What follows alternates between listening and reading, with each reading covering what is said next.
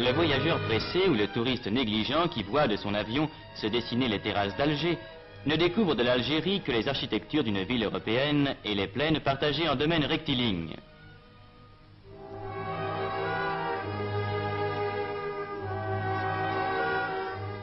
Sur la route, si pareille aux routes de France, il retrouvera les paysages de l'Hérault avec l'immensité de leurs vignobles.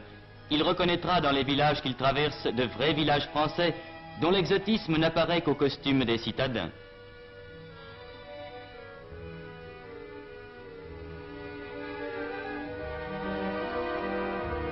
Il situera en Beauce ou en Brie ces plaines ablées dont les chaumes coupés hauts marquent seuls que nous ne sommes pas en France. Ce voyageur ne connaît pas la Kabylie, mais arrivant d'Alger par une route sans histoire, il en ouvrira la porte avec le marché de Tizi Ouzou.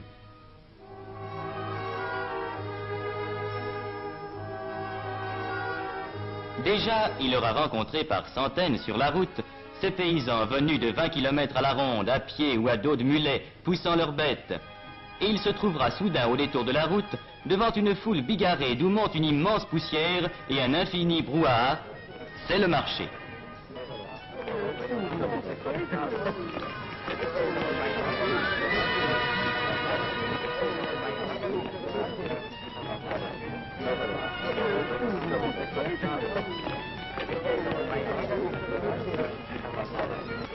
Là, 10 000 hommes peut-être se coudoient au plus près entre les bêtes attachées tête à tête et les échoppes en plein air où les artisans du coin offrent leurs marchandises.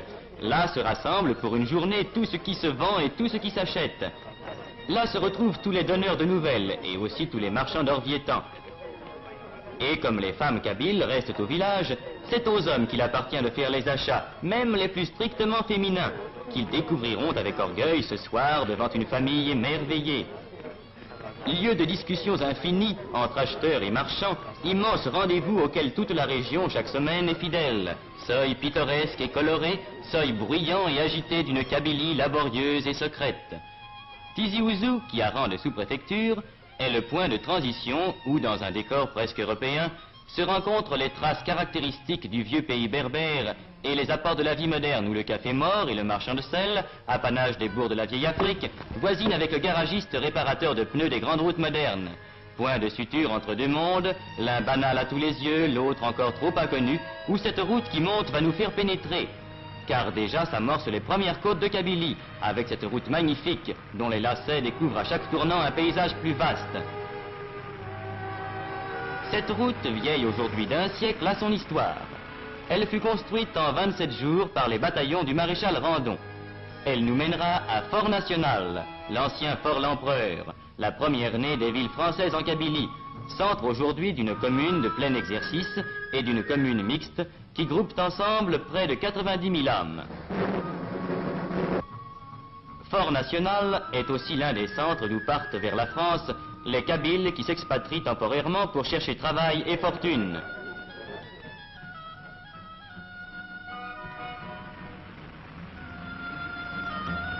C'est de là que s'en vont ces travailleurs que les mines et les usines françaises emploient volontiers pour leur qualité, laissant au pays les femmes et les vieillards.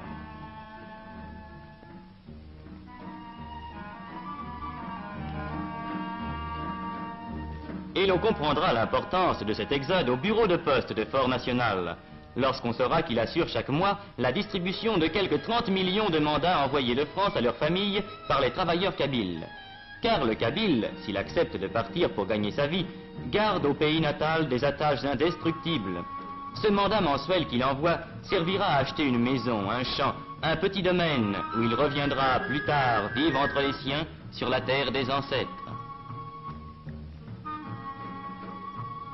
Quittons Fort National, que des détours de la route nous laisseront voir encore longtemps sur sa hauteur comme un château fort, en même temps qu'apparaîtront sur chaque piton l'amoncellement de murs et de toits qui marquent un village.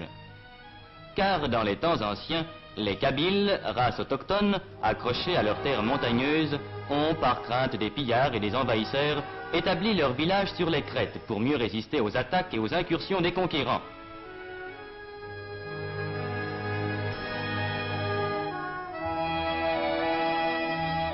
Le sol, abrupt mais verdoyant, permet l'élevage, et il n'est pas de famille qui n'ait ces quelques moutons que garde un petit berger aux yeux rieurs.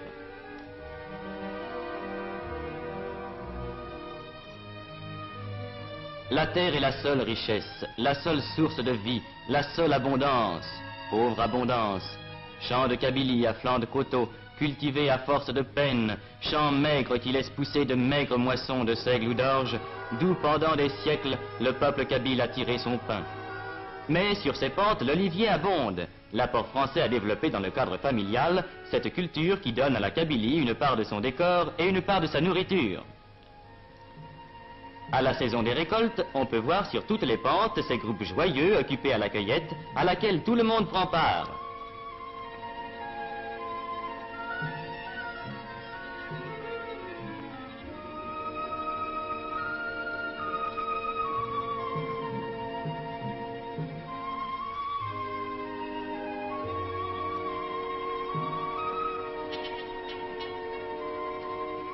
Pittoresque kabyle. Il existe encore dans les villages éloignés de ces moulins primitifs, identiques à ceux qu'employaient les vieux berbères que ne purent abattre les Romains.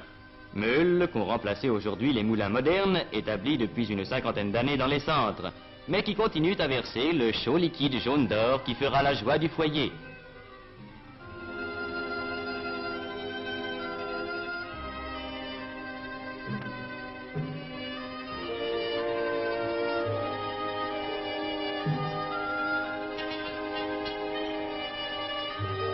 Nous nous arrêterons un instant auprès de la meule ancestrale. Nous regarderons couler le beau sang des olives, cette richesse liquide et parfumée dont l'odeur emplit à la saison chaque maison de Kabylie. Nous suivrons cette vieille chargée qui, comme autrefois, s'en va avec son fardeau vers son village haut perché.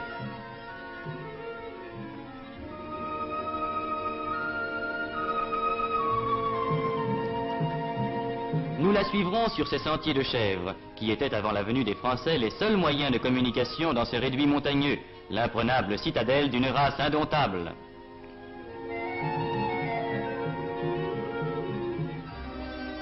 Nous parviendrons avec elle au village qui a souvent gardé son allure ancienne, avec ses chemins étroits entre les murailles, ses fileuses au seuil des portes et son grand air de dignité robuste.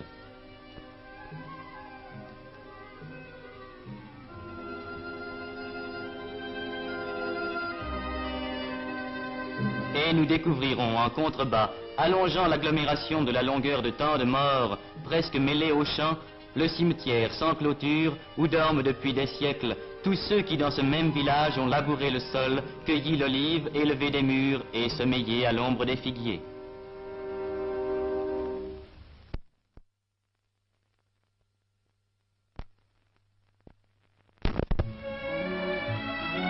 Sur notre route s'ouvre la forêt. La forêt kabyle n'est pas une de ces forêts d'Europe aux fûts élevés sans effort jusqu'à de larges frondaisons. C'est une forêt d'une autre sorte. Le chêne-liège y est roi. Autre richesse primitive du pays kabyle, chaque année on y récolte par larges feuilles cette écorce légère qui partira vers les fabriques de France ou d'ailleurs où sa transformation s'accomplit. La forêt de Yakouren est l'un des centres mondiaux où s'approvisionne l'industrie du liège. Capitale des bouchons, la nomma un jour un voyageur. Boutade, boutade des vérités.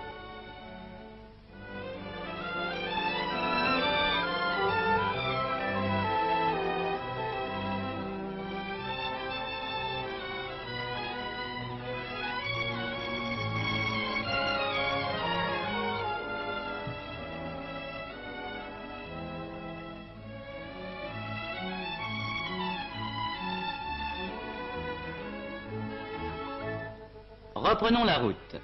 Par de nouvelles côtes, nous atteindrons Michelet, qui étage ses maisons le long de sa grande rue à 1085 mètres d'altitude, et d'où l'on découvre un paysage montagneux barré au fond par les plus hauts sommets du Djurdjura, les crêtes de la Kouker et la pointe de l'Alla Khadidja. Michelet, chef-lieu d'une commune mixte de 80 000 habitants, règne sur les contreforts de la grande barrière montagneuse. Dernier centre sur la route des montagnes, Michelet aligne le long de ses bâtiments modernes ses spectacles pittoresques et contrastés, le palabre des vieillards et au pied de sa mairie, l'écolier devenu écrivain public.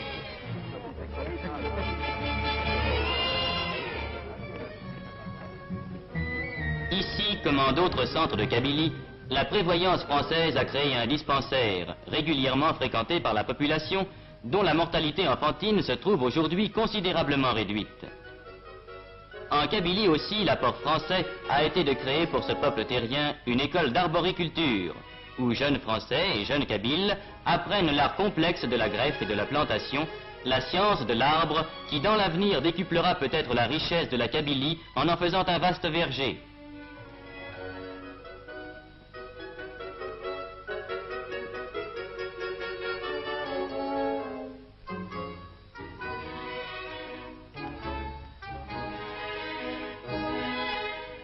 C'est près de Michelet que s'élève l'ouvroir d'Aït-Hichem, créé voici 50 ans à la demande du pacha d'Abdesselem et réservé aux fillettes kabyles. Chaque jour on les voit, ces fillettes vêtues de cotonnade à la mode du pays. Ces fillettes qui, pour la première leçon, ont appris la propreté physique, à qui l'on donne en même temps l'instruction et un métier. Car cette école, qui a fait dans tout le pays kabyle la renommée d'Aït-Hichem, est l'une des grandes réussites de l'apport français.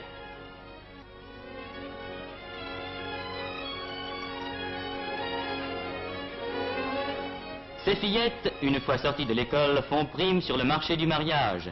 Elles parleront français et sauront, selon les meilleures techniques, tisser ces étoffes et ces tapis d'un dessin subtil et d'un art à la fois primitif et compliqué qui compte parmi les témoignages de l'art berbère.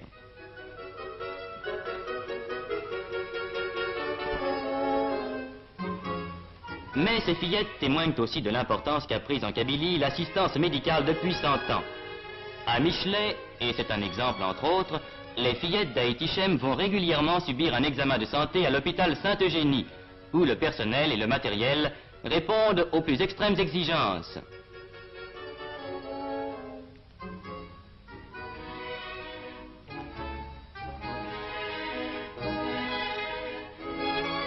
Grâce à ces aménagements sanitaires, la vie kabyle, autrefois menacée par les maladies et la déficience de l'hygiène générale, a pu remonter la pente et s'assurer plus fortement pour l'avenir.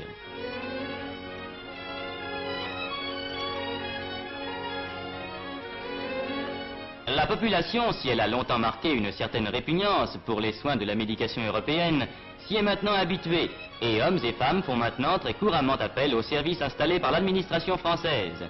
Certes, tout n'est pas fait en Kabylie, et l'essor de ce pays difficile ne pourra arriver à son plein développement qu'à la suite de très gros efforts. Mais c'est une marque de la continuité de cet effort que ces adductions d'eau, que ces barrages qu'on voit peu à peu surgir dans les vallées encaissées. Demain, ils permettront de créer dans tous ces villages perchés sur leurs pitons, grâce aux centrales électriques dont certaines sont déjà en action et d'autres en plein achèvement, plus de travail et plus de bien-être.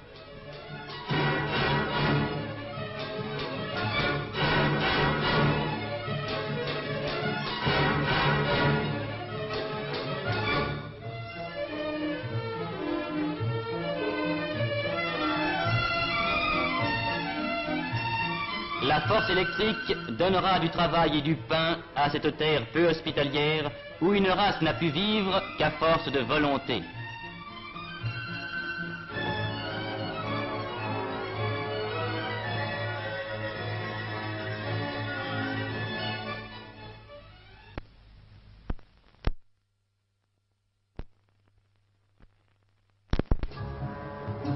Déjà, la route qui permet les échanges, qui facilite les transports, a été le premier bienfait. Le Kabyle, enfermé dans ses montagnes et qui n'avait que des sentiers, en connaît maintenant le charme et l'utilité. Grâce à elle, les voisinages sont plus fréquents, les transactions plus commodes. Au pied même du Djurdjura, le marché de Djemma a vu croître ses échanges et sa clientèle habituelle. De bien loin, grâce à la route, affluent à Djemma les bergers des montagnes et les artisans des villages. Au milieu d'une forêt d'oliviers, au bord d'une rivière qui ne tarit jamais, le marché de Djemma mêle la foule bruyante des marchés de tous les pays autour des éventaires pittoresques. Le potier y étale sa vaisselle. Le tailleur y coud son vêtement, dans ce mouvement continuel de marée humaine, au son du marteau du maréchal qui ferre des mules à grands coups.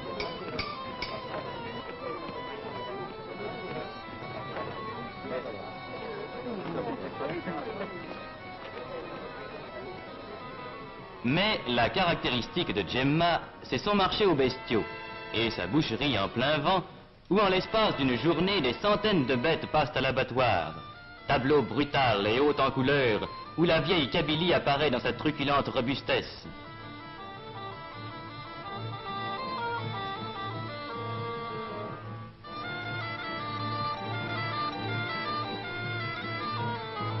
C'est là qu'avant le départ, on se régalera d'une brochette savamment découpée, savamment préparée, savamment cuite.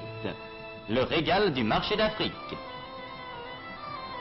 Et ce sera le soir sur la place vide, l'heure des charognards, ces auxiliaires gratuits de la voirie qui feront place nette. Abandonnons aux charognards le marché de Djemma et poursuivons notre route vers les villages des Beni Yeni.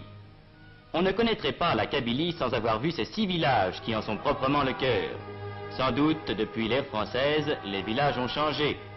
La dure silhouette du château d'eau qui domine Aït Larba en est le premier témoignage. Car aujourd'hui, ces 6 agglomérations qui groupent la plus forte densité humaine en pays kabyle, 248 habitants au kilomètre carré, connaissent sur leur sommet le miracle de l'eau vivante, cette eau qu'il fallait naguère charrier le long des pentes.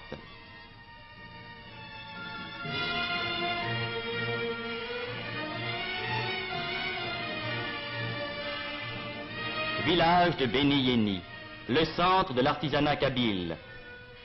Il compte surtout, et depuis les temps les plus anciens, une population dont l'évolution intellectuelle et manuelle fut toujours en avance sur celle de leurs frères. Ici, dans chaque maison, un tour ronronne, un marteau teinte, un rabot gronde. Ici, l'orfèvre compose ses lourds bijoux d'argent. Ceux-ci qui faisaient l'orgueil des siècles passés, ceux-là auxquels l'époque a donné un nouveau tour.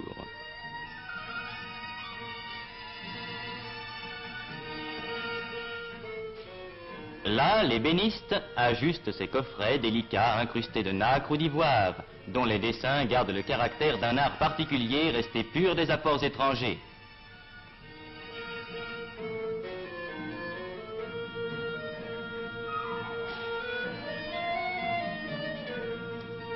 C'est à cause de cette sorte de maturité intellectuelle que traduit si bien la vie artisanale des Beni Yeni que la France a tenu à leur donner depuis des années un statut administratif spécial, en y créant des centres municipaux résolument autochtones et en conférant l'écharpe de maire à des citoyens choisis dans la population. Cette innovation a depuis été grandement élargie, mais ce sera l'orgueil de la Kabylie d'avoir en Afrique du Nord donné les premiers musulmans saints de l'écharpe tricolore. C'est ainsi qu'on peut voir, comme au centre municipal de Tassaf Tougemoun, autour de son maire revenu de Paris après y avoir travaillé des années, un conseil municipal uniquement composé d'enfants du pays, examinant avec compétence les affaires de la commune, réglementant, décidant et statuant avec l'autorité sur l'administration communale.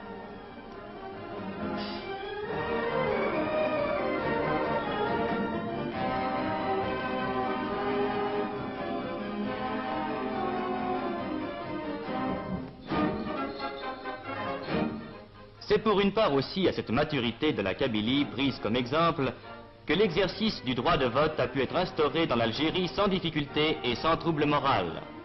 La démocratie est d'ailleurs depuis toujours dans les usages et dans la vie du pays, et il n'est pas inutile de rappeler que les Kabyles ont de tout temps vécu au milieu de leurs montagnes dans l'usage journalier des règles de la vie démocratique. À ce peuple évolué, la vie française se devait d'apporter les bienfaits exigés par l'intelligence. C'est pourquoi, dès 1883, cette école, la plus vieille école française d'Afrique, s'élevait à Taourirt Mimoun. Vieux mur où depuis plus de 60 ans sont passées plusieurs générations de Kabyles et où sans conteste s'est forgé dans les âmes des enfants qui y passèrent le vrai sentiment de la solidarité française. Depuis, l'œuvre s'est affirmée. Les écoles se sont multipliées, l'instruction s'est développée. Déjà, la Kabylie fournit des instituteurs, et il n'est pas rare de rencontrer parmi eux des ménages d'instituteurs, lui kabyle, elle française. Ainsi, dans la plus vieille école d'Afrique comme dans la plus récente, cette école destinée aux filles, extraordinaire révolution car jusqu'ici la coutume kabyle s'y opposait, s'opère la grande tâche d'instruction et d'éducation qui assurera au peuple kabyle les gages d'un avenir florissant. Fillettes de Kabylie élevées dans le climat et le goût de l'instruction française, elles seront demain dans leur foyer les meilleures tenantes de la raison française.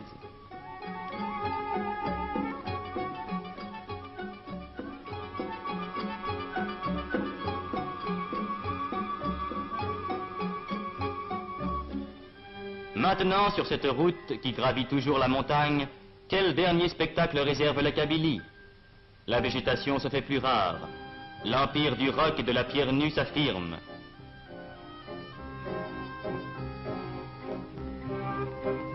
Un dernier village perdu dans sa montagne qui allonge ses toits étrangement plats, prescience d'un autre monde.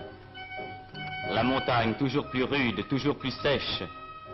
Et tout à coup, au détour de la route, cette caravane qui a passé l'école et qui vient du désert.